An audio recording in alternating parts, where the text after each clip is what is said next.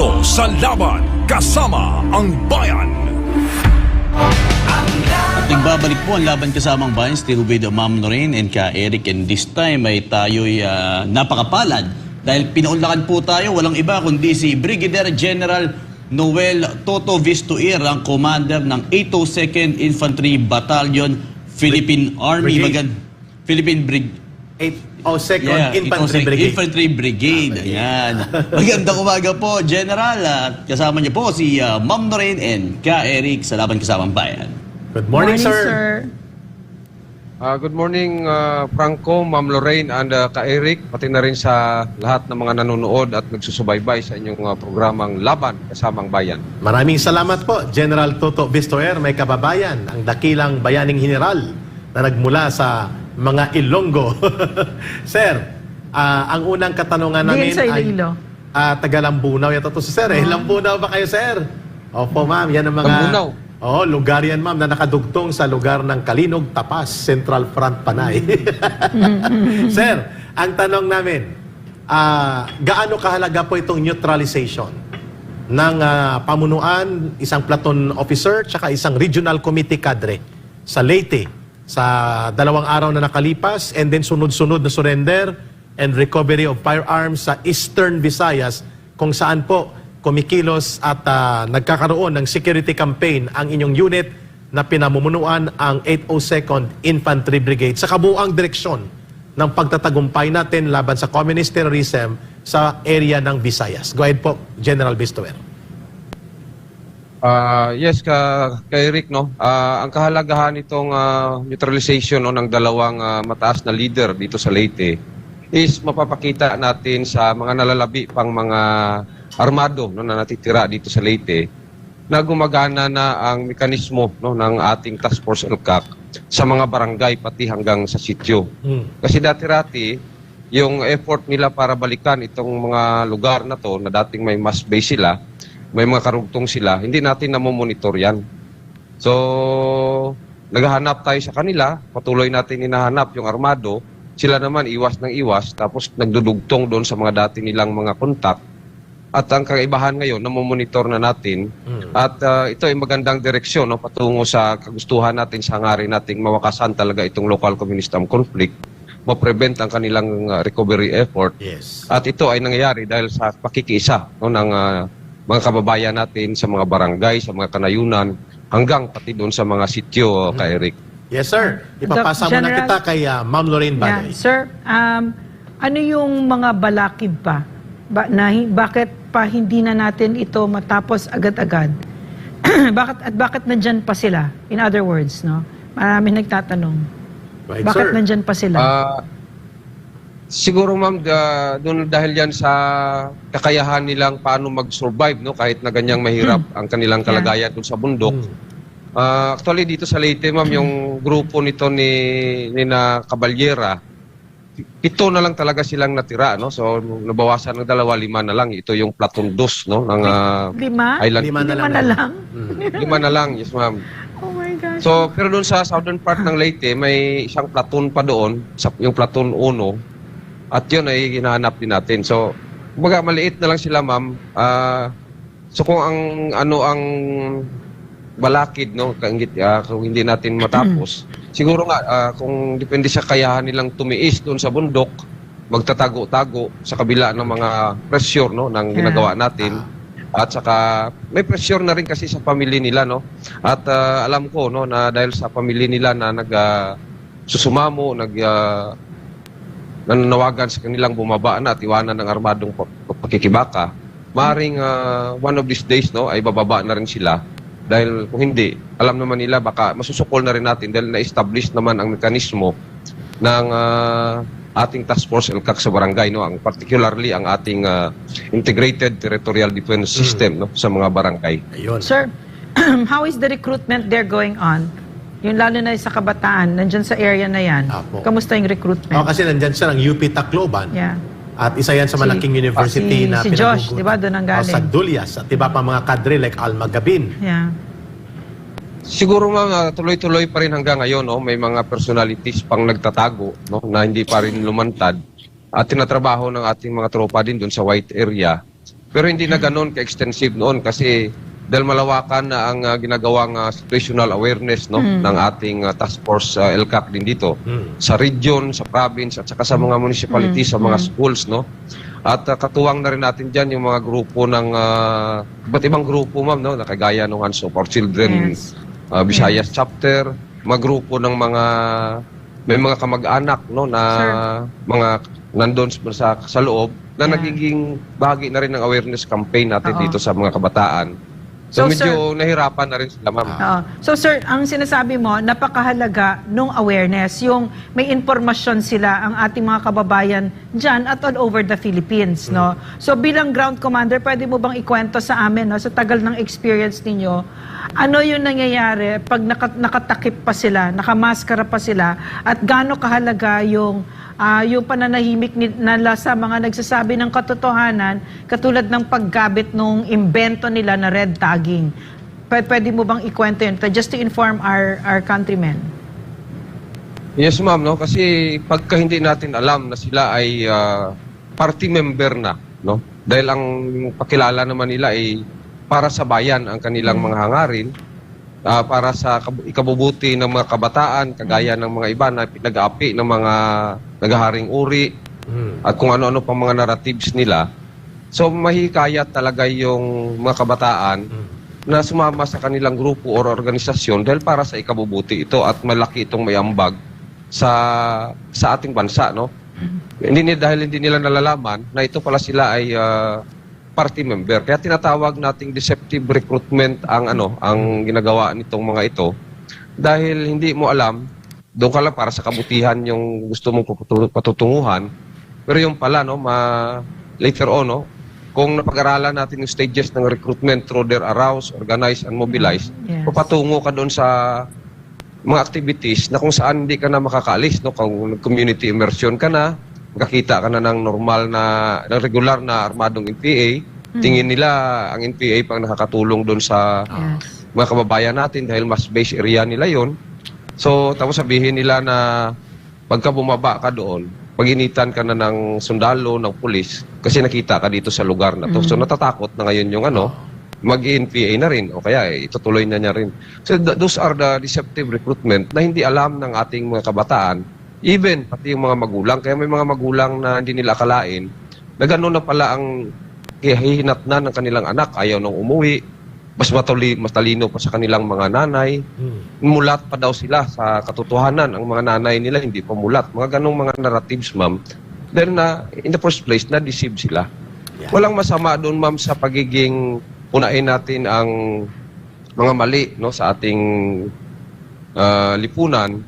Pero huwag lang tayong paggamit doon sa kabila at tiyakin natin na sa tamang organisasyon dapat ang papasukan natin. Tama. Thank Kaya you. mahalaga po yung narrative and information na naglilinaw. Yeah. Kung ano ang ugnayan ng mga front organizations, school-based organizations, at mga personalities na involved sa recruitment process to equip, yung sabi ni General Bistuer, both the parents and the youth and the students so that they will become informed and empowered na hindi sila basta-basta, ma'am, masukol, Brother Franco, papunta doon sa trap ng recruitment na yun. Eric, so may tanong ako, Eric.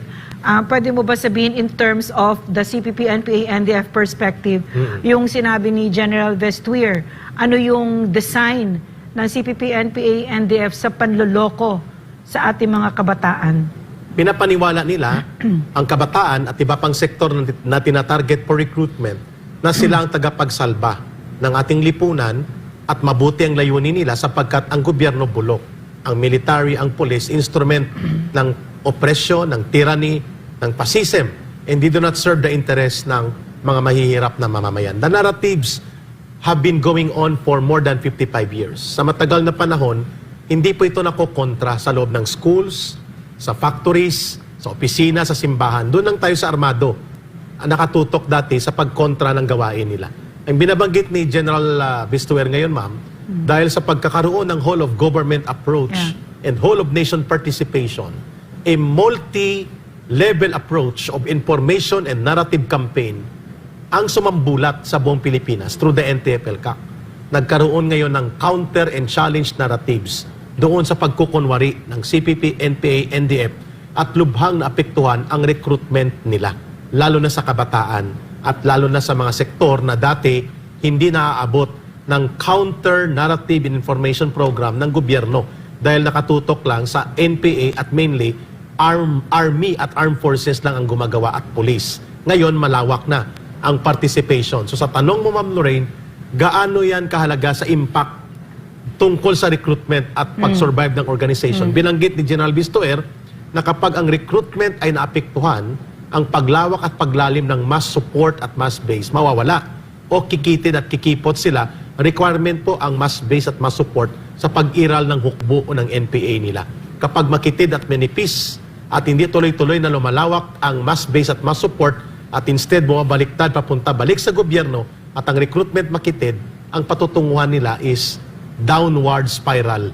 Iyon ang binabanggit niya na nangyayari ngayon sa Eastern Visayas. So, Eric, nasa gitna ng strategy nila is deception, Yes. di ba? So, bakit ano ba mangyayari? Pag sinabi ni Franz Castro, CPP, NPA, NDF ako, gusto ko kayo i-recruit. Ito yung pinaglalaban natin. Ano mangyayari pag inamin nila na CPP, NPA, NDF sila? Ay, baka- halatang-halata naman. Oo. Di ba? Baka hambalusin sa ng baratiha Hanggang ngayon gusto nga hambalusin, di ba? ng mga nanay at mga magulang. Oh, pero ganun pa rin naman ang epekto ngayon kasi alam ng taong bayan. Gusto Kaya siyang nila hambalusin. tayo pinapatigil sa SMN. Okay, Kaya nila okay. sinasabing red Yeah. tagging. Which brings me to my question before kay Brother Yeah. Franco, ma'am, kay General Yeah. Bistoer. General Bistoer, sinasabi ngayon ng UN at ng Human Rights Yes, daw, yes. mamaya itatanong din natin kay Executive Director, retired Lieutenant General Ernesto John Torres ng NTF-ELCAC Executive Director, na mali daw ang estratehiya ng NTF-ELCAC. Red tagging ito, it's endangering the youth and other sectors, at ito daw ay making the government become isolated to the people because of the dangerous practices of red tagging. Pero sabi mo, ito ay counter-narrative. Ito ay counter-information that has been missing in the equation of our security campaign. How do you explain that, General Bistoer? Sa aking punto, ka Eric, no, bilang dito sa ground at nandito sa mga kababayan nating malapit, ang maganda makapagsagot niyan, ang ating mga kababayan na ngayon ay namulat na sa katotohanan na ganito pala ang pamamaraan ng paglilinlang na hinubaran, no, ng mga ginagawa nyo kung red tagging man tawag dyan o true tagging man. Ang magiging benepisyaryo nito ay mga kababayan natin, mga kabataan na hindi nasira ang buhay, mga nanay na hindi nawalan ng anak. So, yun ang mahalaga sa atin, no, ang malalaman ng ng taong bayan. So sa akin, tingin ko, kailanman hindi mali yung sinasagip natin ng ating mga kabataan na hindi mapahamak, ang kanilang future hindi masira, ang panahon na kung saan ay nagamit doon sa kabundukan, no? Yung mga nanay na naghihinagpis, nagiiyak, nangungulila sa kanilang mga anak, yun ang kailanman sa akin hindi mali yan bilang isang magulang din na Eric. Very good answer, sir. Brother Franco, take it away kay General Bistoer.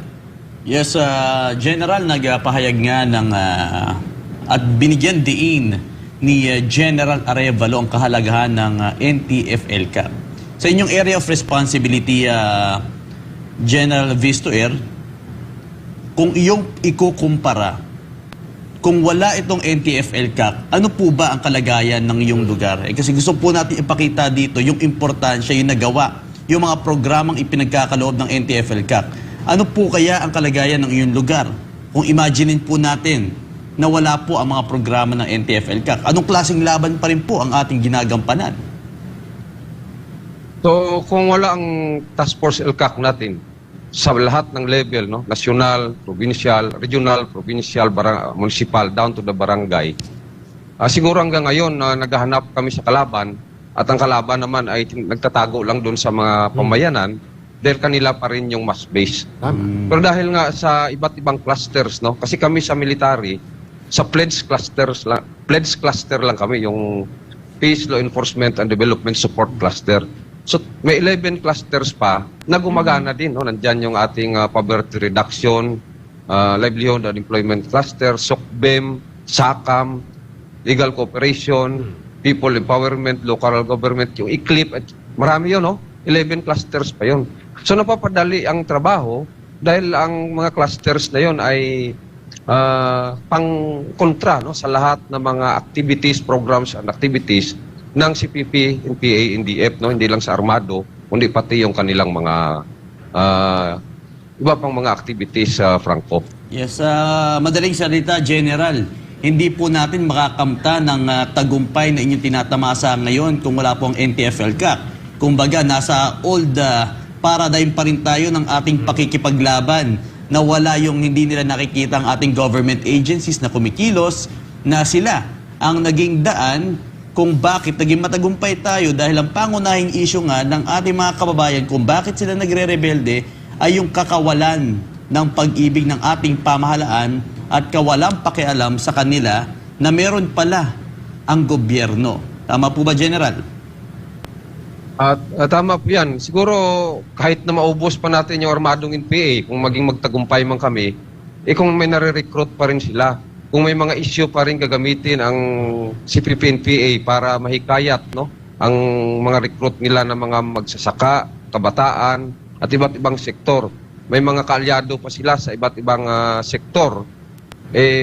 Yun na, hindi tayo mananalo doon kasi parang balon na hindi natutuyuan ng tubig ang nililimas natin na nandyan pa rin, Franco. Correct. Pero sa huling katanungan ko, sa tansya nyo po, General, kailan po magiging insurgency-free po ang inyong area? Tuloy-tuloy natin ginagawa yung mga kasalukuyang ginagawa kasama na rin yung mga iba pang clusters ng Task Force ELCAC.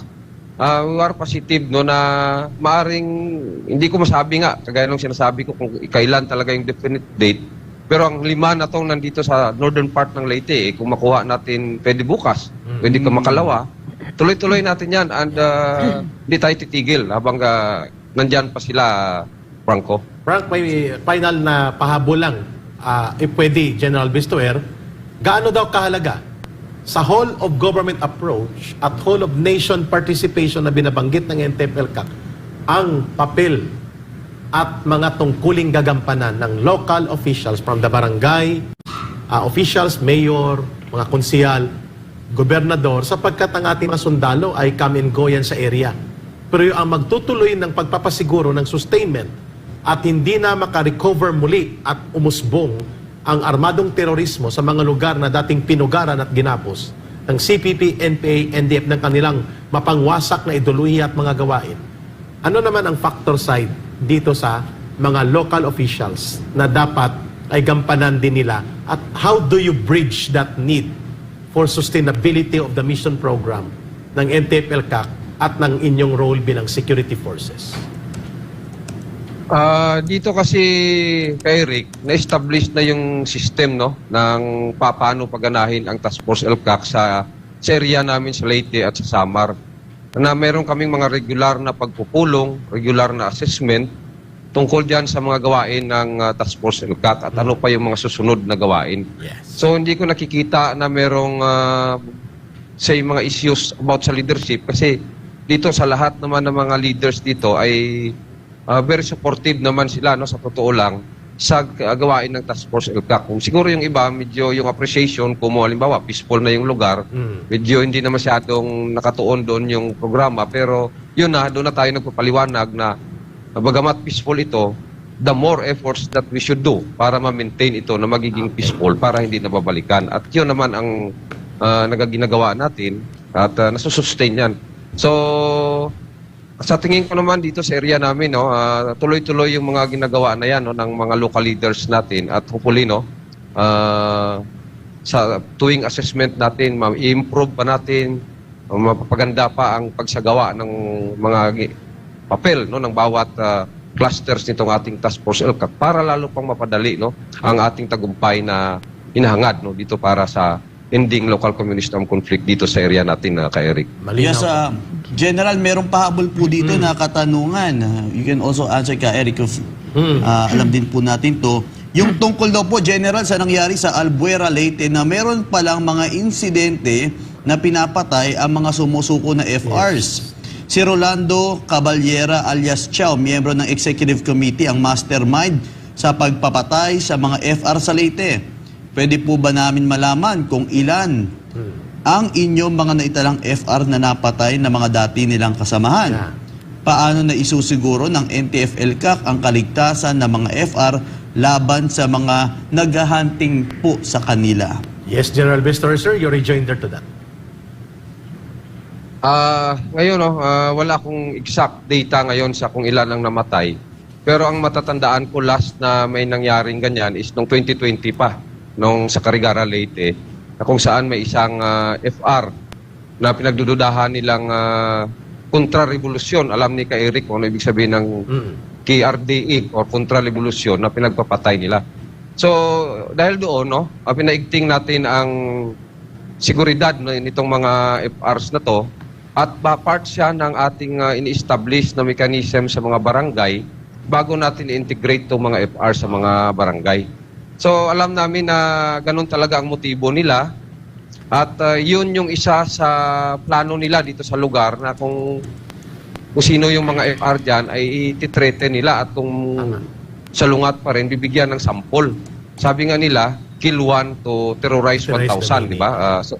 So yun yung strategy nila na ang last na nangyari yun is nung 2020 pa. Sa Carigara. So ang solusyon naman natin dyan para ma-assure is we let our troops presence on the ground be felt by the people talaga.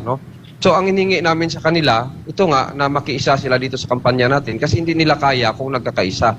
At ito nga, napapatunayan natin na gumagana na itong ating mekanismo sa ground kasi bago pa sila makapaglunsad ng kanilang terroristic activities dyan sa Albuera, ay naunahan na natin, nalalaman na natin dahil sa pakikiisa ng taong bayan. So hindi lang sa Albuera ito, Franco, na meron tayong ganyan, pati sa ibang mga lugar, pinapalawak pa natin ito. So, ito is a way of testing kung gumagana itong ating mga itinayong mekanismo dito sa barangay sa tulong na rin ng Task Force LCAC, yung mga reporting system, yung mga monitoring natin sa mga ganyan. At yun nga, napakita natin na gumagana. So, ito nga gusto kong banggitin dito na sana magsilbing wake-up call ito sa mga natitira pang elements ng Island Committee Lebox na talagang lumiliit na sa totoo lang ang mundong inyong ginagalawan dahil ito patunay na ito na nakikisa na talaga ang ating taong bayan. So huwag nyo nang hintayin na nagpaplano pa lang kayo at pag malalaman namin yan, hindi namin pababayaan ng ating mga kababayan. So hindi natin matitiyak kung anong mangyayari pagka nandyan na tayong nakikita yung mga tropa natin at kayo sa kabundukan. Yun. Thank you, General Vestier. We've run out of time and would like to thank you for yung feedback ninyo sa amin ngayon, napakahalaga nun. And also in behalf of the Filipino people and the entire SMNI, we would like to thank you and the men and women of the 802nd Infantry Brigade and the 8th Infantry Division as well as the entire Philippine Army and the Armed Forces of the Philippines. Kung kami ay steady lang kami kasi yan kayo ang sinusundan namin. All these years that this communist terrorist group has been there destroying our country and harming us. You were the only ones that stood in between us and these terrorists. And we would really like to thank you for your courageous and selfless service to our country. Maraming salamat, sir. Mabuhay po kayo, sir. Mag-ingat palagi and God bless you in your efforts to serve Maraming the salamat country. din kay Eric, Ma'am Lorraine. Advance Happy Valentine's para bukas. Yes, sir. Kapit tayo. Maraming salamat, General, sa oras sa Birahagi po sa Laban Kasamang Bayan. Ayun.